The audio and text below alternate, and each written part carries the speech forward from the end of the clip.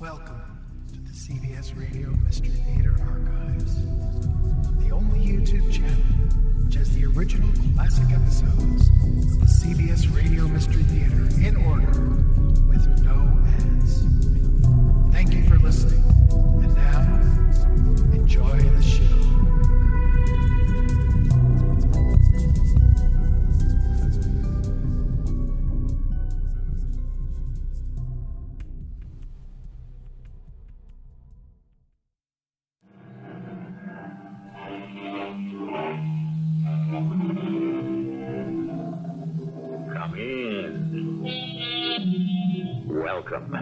I'm E.G. Marshall. Wherever God erects a house of prayer, the devil always builds a chapel there. And 'twill be found upon examination that the devil has the largest congregation, according to Mr. Daniel Defoe. But it's so hard sometimes to resist the devil. His arguments can be so convincing, and we here below are only human. All too human. I can't convince you, can I, Eddie? I don't care what happens to me. I know. Eddie, I'm sorry. It's just a man has to do what he has to do, that's all. He can't help himself. That's right. He can't help himself. I guess I have to say goodbye. Goodbye, Tom. Goodbye, Eddie. Eddie. What is it, Tom? I just want the bullet holes to be in the front.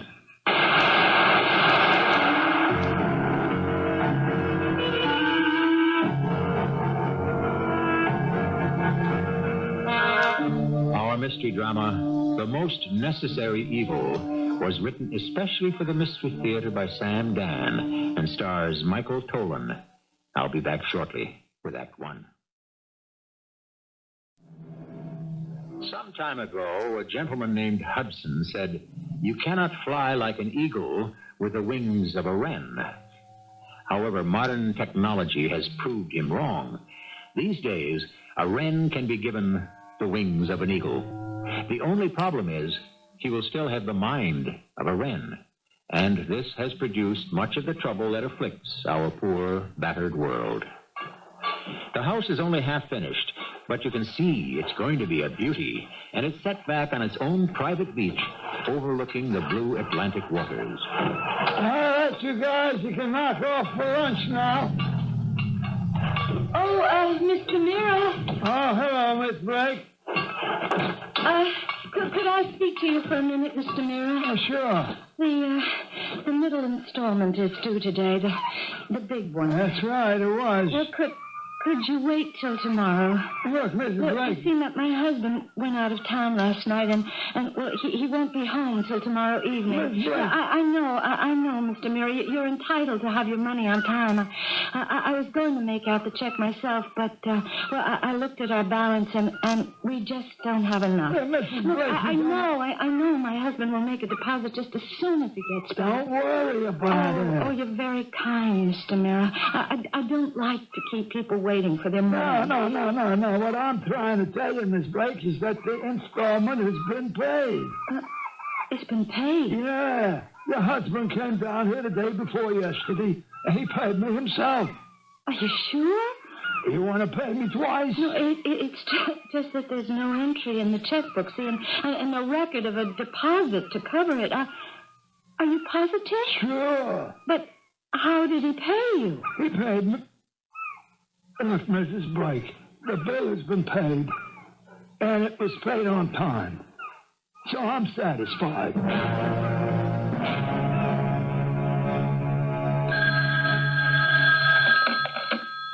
Hello? Yes, this is Mrs. Blake. Oh, well, I had called you about the suits Mr. Blake had purchased from you people, and I wanted to know why you hadn't sent the bill. Are you sure? It's already been paid? Yes. Yes, I see. Thank you.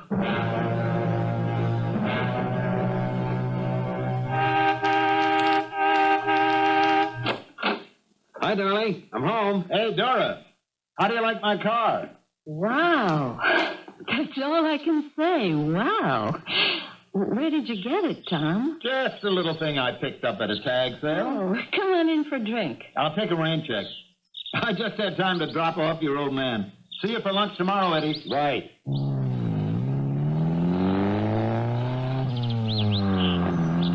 Well, how about giving the old man a kiss?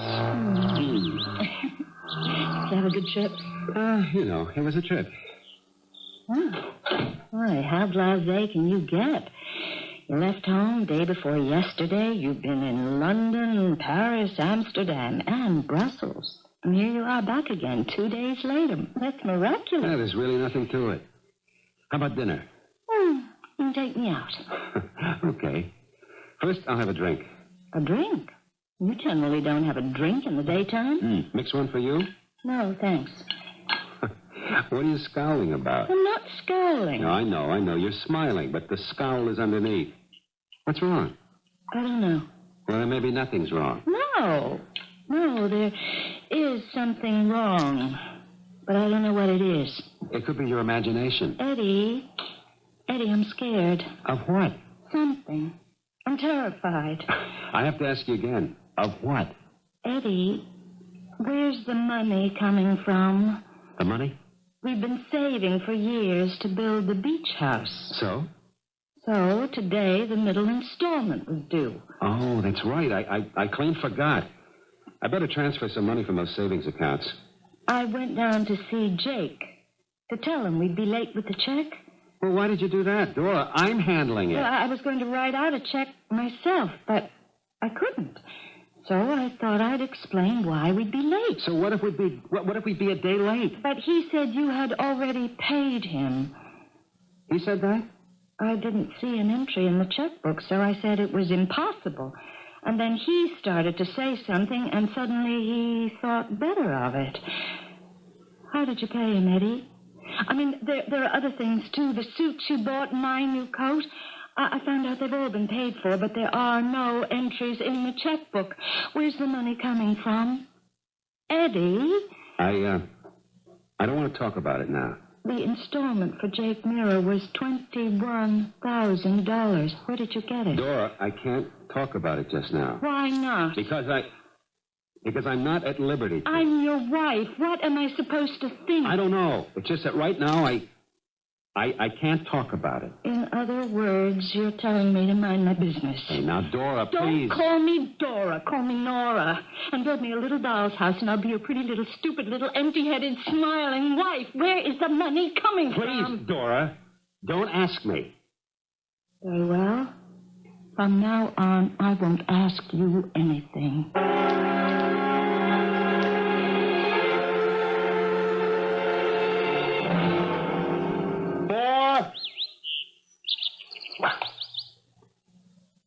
Oh, that's a real nothing shot, Eddie. Traveled all of 50 feet. Partner, keep your mind on the game. Yeah. Tom, I don't know what to do. About what? About Dora. Why, Dora giving you trouble? She knows about the money. What does she know about the money? She knows I've got a lot of it. Why'd you let her find out? Your trouble is you're not married. No, that's not my trouble. It's my salvation. When you're married, it's almost impossible to keep certain things from your wife. All right, you'll have to tell her you make the money. That's your job. She spends it, that's hers. You don't know Dora. What's to know? She's a woman, isn't she? Just tell her politely, but firmly, even lovingly, that there are certain things which are simply none of her business. Period. Now, let's play a little golf, shall we? You want to go out tonight? If it pleases, my lord.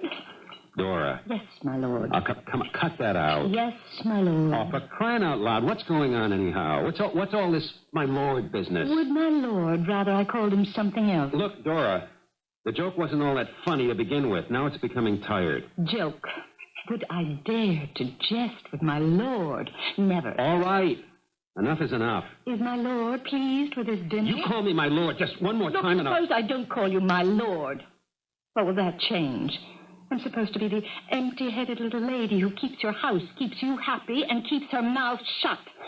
I just can't tell you. Would you rather my imagination told me Since you can't reveal the source of this money, I have no choice but to assume that there is something crooked about it. There are certain things I can't discuss. Not even with your wife? Even with my wife. As you wish, my lord. Look, Dora, maybe he won the sweepstakes. Well, then why wouldn't he want to tell me, Tom? Besides, it would have been in the papers. All right, look, he's been gambling, and he doesn't want you to know about it. Tom, I am scared out of my wits. Why, honey? Well, it's an awful lot of money. Thousands and thousands of dollars. I'm sure there's a reasonable explanation. Well, then why doesn't he make it? Something's wrong. Dora, why do you insist? Because I'm his wife. I can tell. Help him, will you? All right, but how? I'm not sure, but ask him what kind of trouble he's in. Why do you say he's in trouble? Because I can feel it. A wife knows. Could be all in your imagination. Promise me you'll talk to him and help him. Please. All right, Dora.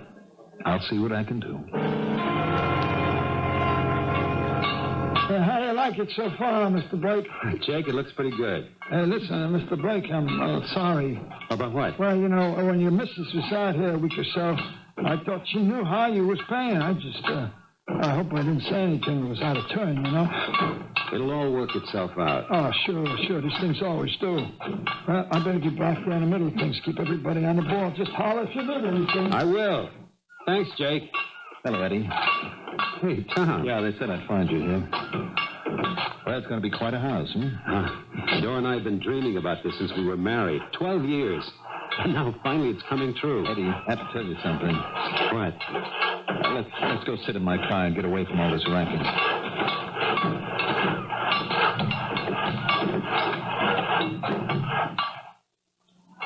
Eddie, I saw Harvey last night. What did he want to see him about? I wanted to see him. Why? I met Dora for a drink yesterday afternoon. Dora? She's very upset. I know. She asked me to see if I could help out whatever jam that you're in. You can imagine how the conversation went. Yeah. As we talked, I realized what a serious thing this is with her, so I figured I'd better check it out with Harvey. Hey, this is a personal thing between me and my wife. Is it? Tell me, Eddie. Is she going to be satisfied with whatever you tell her? No? Is she going to keep prying and trying every which way she can to find out what's going on? Huh? Eddie, come on, the truth. Yeah. That's what Harvey said. So then what's the future? What do you mean by the future? The future, the place where we're all going to spend the rest of our lives. How do I know what the future is? I guess you don't. That's why we have people like Harvey. They see right into it. What does Harvey claim he can see? This kind of situation where she'll keep at you, Eddie, until one day she breaks you down and forces you to tell her. I swore I'd never tell anybody. Eddie, I'm trying to help you. Harvey is trying to help you. You understand that, don't you? Yeah, sure. So looking at the thing objectively, there's only one solution. You have to divorce her, Eddie. Divorce? What are you saying? I'm saying it's an order, Eddie. It's an order. Just when we thought we'd heard everything, here are new grounds for divorce. Amor omnia vincit, said the Latin poet. Love conquers all. Does it? Be patient. We shall find out shortly when I return with Act Two.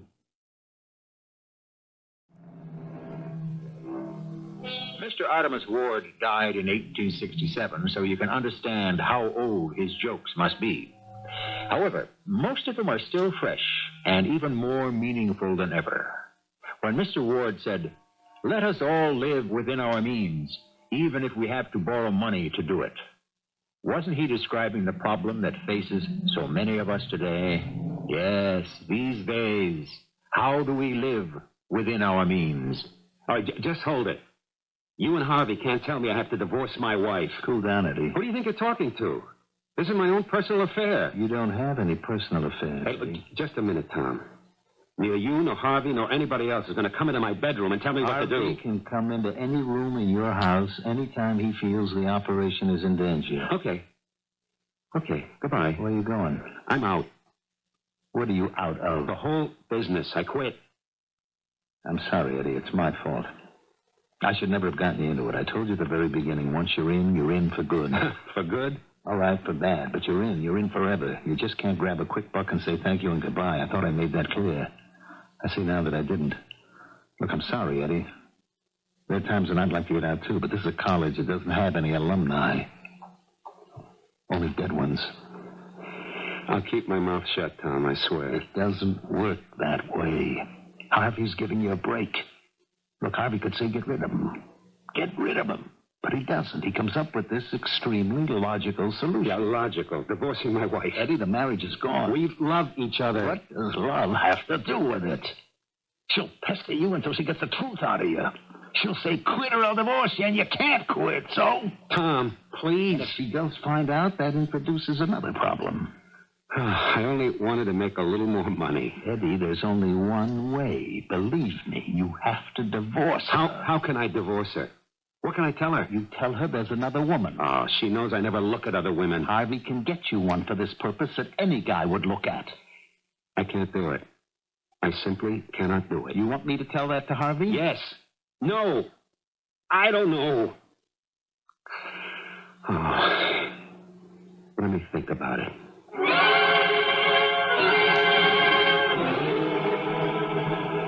I was down to see the house today, Dora. It's in great shape. That Jake Muir, he sure knows his business. Well, what's this now? You're not going to talk to me? At all? Ever? We're not going to have any conversation? Conversation. From the Latin, conversare, meaning to live together. Therefore, to talk about intimate, important things. I'm willing to have a conversation. How about you? Dora, I'm in trouble. I know that, Eddie. What kind of trouble? I can't tell you. Why not? It would be dangerous. Are you in danger now, Eddie? Yes. Well, then why shouldn't I share it with you? What would happen to the kids? Oh, it's that kind of danger. Yeah. I never thought that... Oh, what's the use? It looks so easy. What looks so easy? No, don't try to find out. Just let me talk to myself. I'll try to find a way out. Can I help you? No. That's the terrible thing. Just when I need you most, I put myself in a spot where you can't help me. Where are you going? I have to see somebody. Who? I can't tell you. That's all part of it. It's late. Yeah. But maybe it's not too late.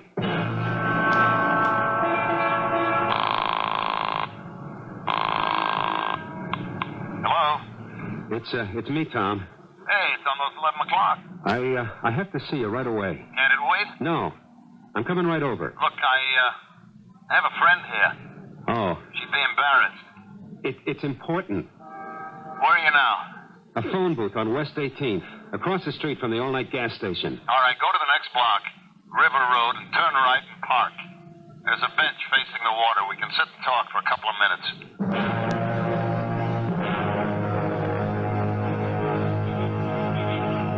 I told you, Eddie, you can't quit. Maybe one man can't.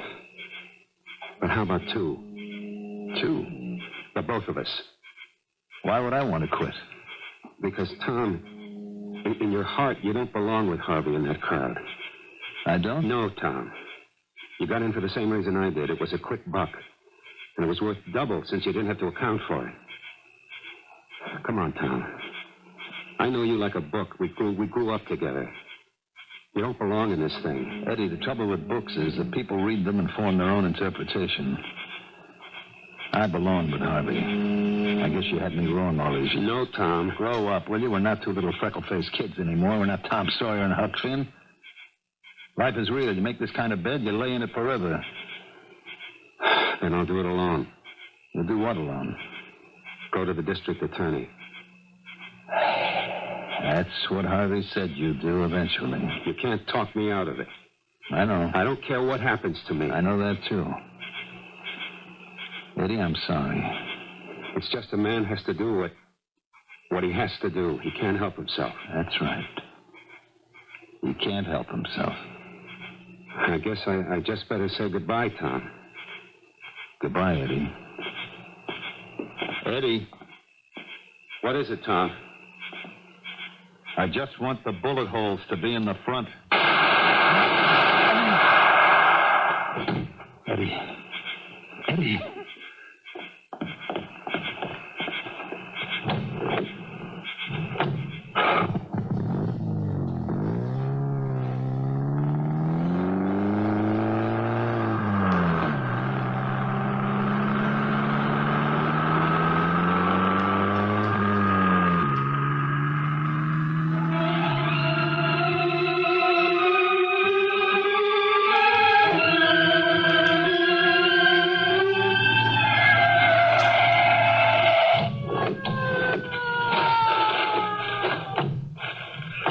He's dead, Lieutenant.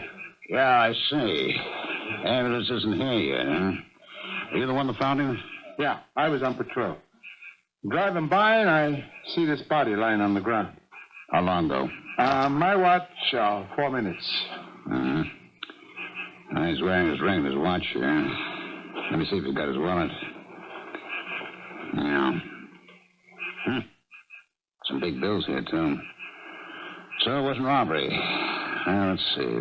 Mr. Edward C. Blake. Mullen, check the glove compartment of that car. See if it says... let's get out of the way. Lieutenant, car's registered in the name of Edward C. Blake. Yeah, well, that figures. He came here, he parked, he got out of the car. Why, Lieutenant? Well, he must have met someone, and whoever it was shot him. Mullen, go over the ground, see if you can find anything. Anything at all. Kid, what do you think, Lieutenant Crane? What do I think? In a case like this, until proved otherwise, I always say, look for a dame. I'm sorry I have to ask you these questions. It's all right, Lieutenant Crane. Please ask me. Did Mr. Blake have any problems? He was worried sick. About what? He said it was too dangerous for me to know. It had all to do with this mysterious money? Absolutely. You say he was an engineer? He was assistant to the vice president in charge of international plants and maintenance for general communications. What did he do there? The company has installations all over the world. He would have to travel all the time to inspect them. But don't you see, Lieutenant Crane? Don't I see what? Well, since he traveled so much, he may have been involved with smuggling of some sort. Well, what else could it have been? Tell me, did he ever give you cause to be jealous? In what way? The usual way. Because of another woman? Oh, no. No, not him. No, never him. You're sure? Well, you have no right to make these insinuations. I'm sorry, Mrs. Blake. It's a question that has to be asked. What happened last night? He left the house. It was almost 11. Did you ask him where he was going? He wouldn't tell me. But I could sense he was headed somewhere to meet someone and to have a showdown. And that's all you can tell me? Yes. Can you tell me anything? I'm afraid not. At this time. At this time. Well, that's very good officialese, isn't it? It's always what the police say when they don't have the faintest idea what's going on. I'm sorry. As soon as we know anything, we'll tell you. Please. I promise. Oh, Dora. Oh, Tom. Tommy. I can't believe it. He can't be gone from us. Not Eddie. Oh, Tom. Listen to me, will you? I'm supposed to be comforting you. Your being here is a comfort to me. I know you loved him. It's just that we go back so far. I mean, when weren't we pals? Dora, I want you to know my friendship with Eddie can never be broken. And that extends to you and to the kids. I mean, I want to talk to you about practical things. It hasn't really hit me yet. Dory, do you need any help with the arrangements? Oh, would you please, Tommy? I'm just not sure I can go through with it. It's taken care of. Money? Oh, I understand we have quite a bit of that. Well, it won't last forever. Well, there's his pension, insurance. Look, I don't want to talk about money. Money killed him. Why?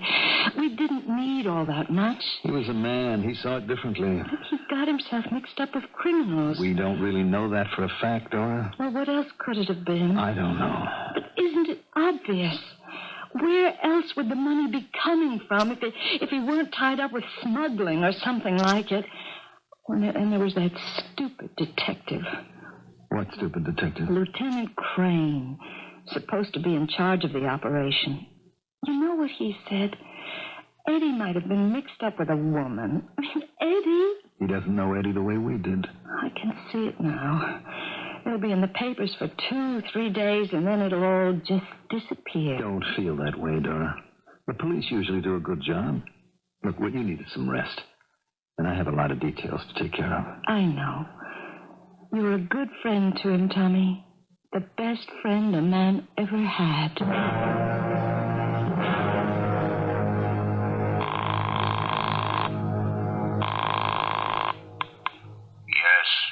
Harvey, it's Tom. And? It seems the police might be willing to believe that Eddie was killed by a jealous woman.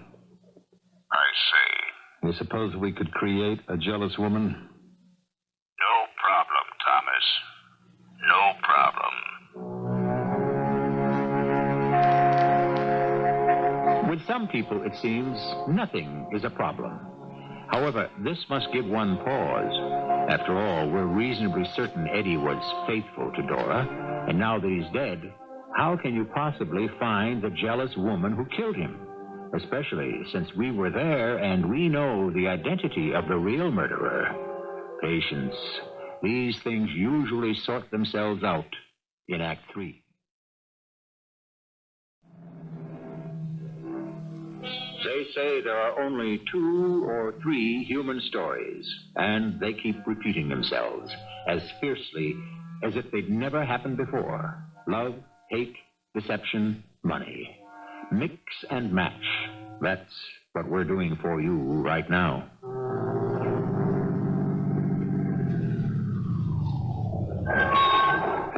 You want me to fill her up? I'd rather you could fill me up. What? I'm from homicide. Oh. What can I do for you?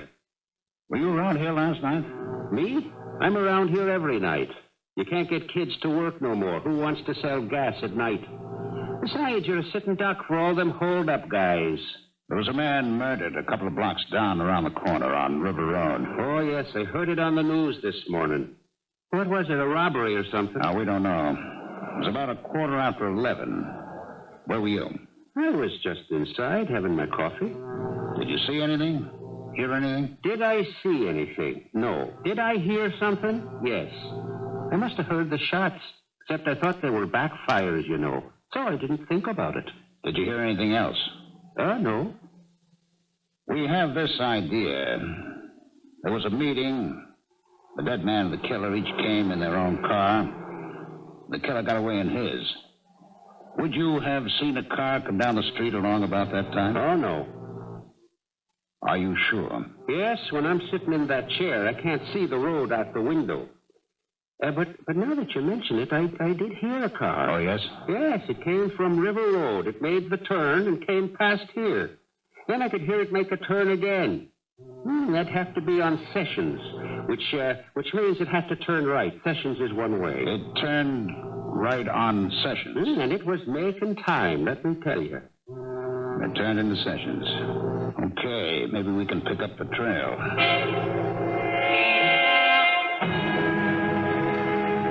Mr. Herrick, I understand you were his best friend. That's right. His wife says he might have been tied in with smuggling. What do you think? I don't know. He traveled a lot. There seems to be money she couldn't account for. Look, as far as money goes, he did some consulting on the side. Why did he keep it a secret? Well, he had no other choice. The company would have fired him. Couldn't he trust his wife with that information? Well, no. Why not? Because, I don't know, it's all mixed up. Look, don't say that I told you, but he had another woman. She denies that. Well, either she doesn't know or her pride forces her to deny it. You know how women are. Not really. How did you know about this other woman? Well, Eddie can never keep a secret from me. That's why I don't buy this smuggling story. I'd have wormed it out of him. But Carrie Pastor? Oh, yeah. She was something else. Carrie Pastor. Absolutely breathtaking blonde and on the make. I told him she'd be trouble. He wouldn't listen. What kind of trouble? Sometimes a girl like that decides you're the guy she's going to marry. And you can't shake her. Especially if you've been leading her on. Had he promised to marry her? He would have promised her anything. Listen, if she'd have looked at me the way she looked at him, I'd have promised her anything, too. And so would you. I kept telling him, get out, Eddie. Get out before it's too late. But he didn't listen. Carrie Pastor. Where does she live?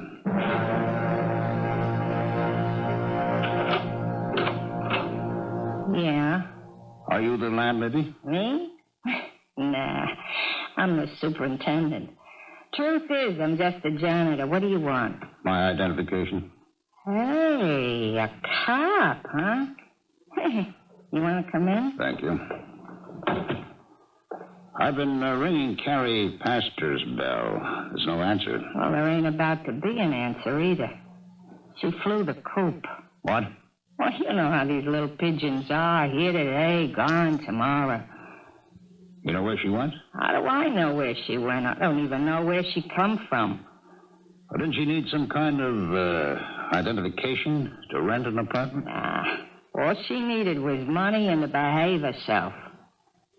What can you tell me about her? Oh, sharp little cookie. Great looks. She was out to hook a rich guy. Where did she work? She worked in her apartment. What are you telling me? Well, she's the kind of dame that, goes to work on a guy. You know what I mean? I mean, she hits him for money, clothes, the rent. If she was as great looking as you say, why did she settle for a dump like this? She could have done much better. We used to talk about that, her and me. You know what she said? If all you want from a guy is dough, grab all you can get.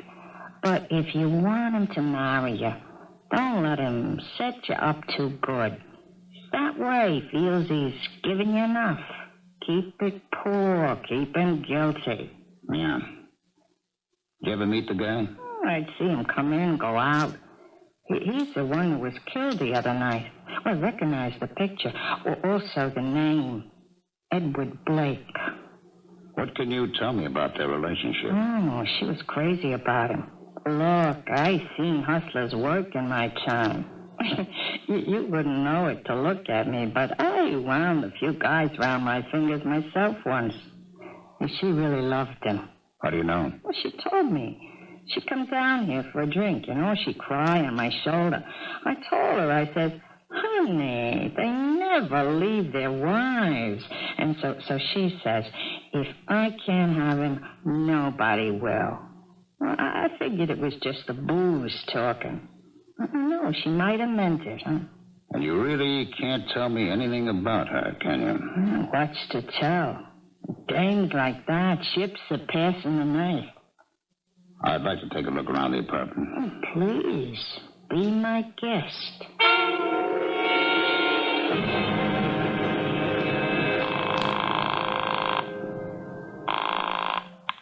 Yes. Sarah Clegg. Well, I think the lieutenant bought it. you must have done a good job. I almost believed it myself. Hey, how long do you want me to stay here? It's going to be a while. Until we're sure all the dust is settled.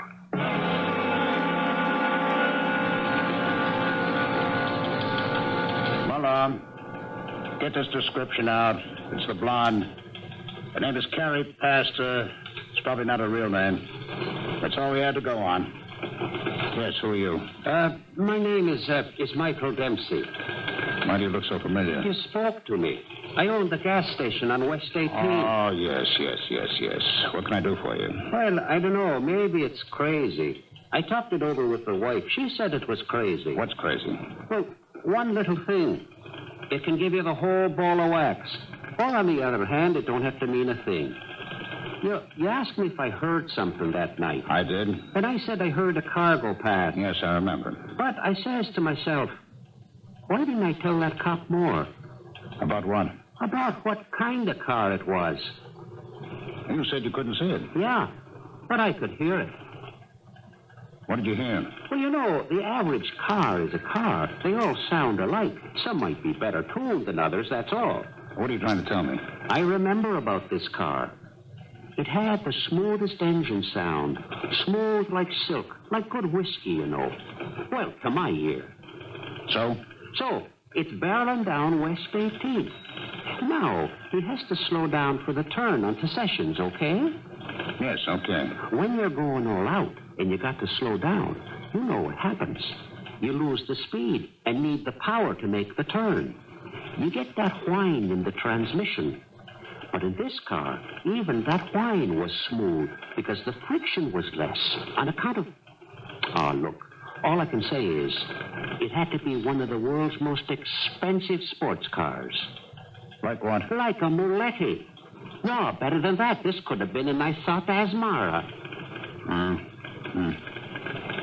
What else? Well, that's it. And now that I think about it, what have I really told you? Late at night, I hear what I think is an expensive sports car racing down the street. What's the name of that car again? Well, there's all kinds, you know. But I figure it could have been the Muletti or the Asmara. Yeah. Oh, now look, it don't mean the guy driving it was the one that done it. He could have just been coming by, you know. Well, thank you for coming by. You think I helped? You never know.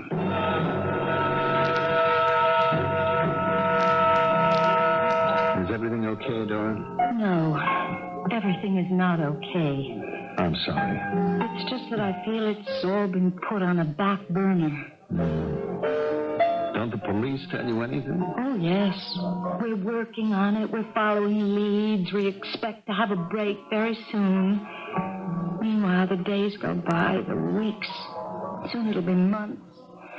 And then it'll be last year's murder. I'm sure they're doing the best they can. Ah, this mystery woman angle, it's wrong. They're wasting their time. Dora, you can't let your pride... But it's true. I know Eddie better than anyone. There was no other woman. How do you account for that landlady's story? It's a lie. Why would she lie? There are people who'll do anything to get their names in the papers. Have another drink. No. I want to go to police headquarters. Will it do any good? I don't care. You have to pester them. But, Dora... Could you give me a lift, Tom?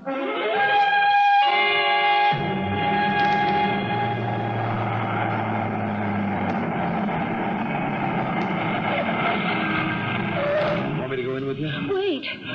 That's him. Yeah? That's the lieutenant coming out of the building. Probably on his way to lunch. I'm going to have it out with him right here. Oh, Dora. Lieutenant Crane? Oh, it's you, Mrs. Blake. Yes, it's me. What's been happening? I'll tell you. Nothing. You're following that phony other woman angle. Mrs. Blake. But why don't you believe me? You're afraid to take on the real criminals, the smugglers. Maybe they're too powerful for you to handle. Dora, you mustn't say that. Why not? It's the truth. Oh, it's you, Mr. Herrick. Please forgive her. She's distraught. Dora, let me take you home. Why won't anybody believe me? Is this your car, Mr. Herrick? Oh, yeah, it's my one extravagance. Come on, Dora. Everything will be all right. You'll see. Oh, Tommy. Tommy, nobody does anything. Nobody.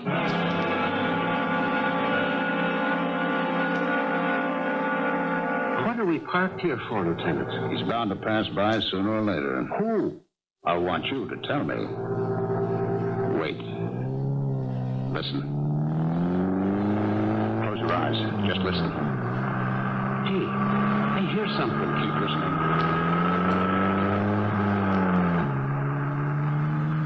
That whine. It's the same whine. Thank you, Michael. Thank you very much. Lieutenant Crane, do you have any news for me? I'm looking for Tom Herrick. Is he here? Oh, yes. Won't you come in? Thank you. Hello, Lieutenant. Hello, Mr. Herrick. Any news about the lady who killed Eddie? There was no lady. I told you. Then who killed him? Don't you know? How would he know? Ask him. What could she ask me? You were right all along, Mrs. Blake. There is a ring of smugglers, and they did use your husband as a messenger. That's where all that money came from. Isn't that true, Mr. Herrick? What would I know about it? You recruited him. Therefore, you were responsible for him. Therefore, when he wanted out, you had to take care of him. Tom! It's a lie. You're an accountant for general communications. You make $27,000 a year. How can you drive an Isotta? I told you, it's my one extravagance. You live in a penthouse on East Grant. Every stitch you wear is custom made. What is he saying? Can't prove a word of it. Well, then why should he accuse you? We're going to keep you under watch like a bug beneath the microscope, Mr. Herrick. You won't learn a thing. You can't prove a thing. Yes, I know. We won't have to. You're going to tell us, of your own free will. We won't be able to stop you from talking. Tom! You're out of your head, Lieutenant. Your only chance is to come downtown with me now and sign a confession. Why should I sign anything if I'm innocent? Dora, believe me. Eddie and I, we were kids together. If you don't, I'm going to walk out of here and forget the whole business. But the people you work for, they'll see that you are under surveillance. They'll know you're under suspicion. What would your life be worth then? Only we can save you, Mr. Herrick.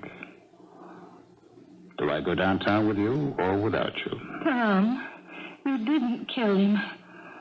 Mr. Herrick, I'm leaving. No, Lieutenant. He couldn't kill his best friend. When money is your master, you don't have any friends. Tom, he's lying.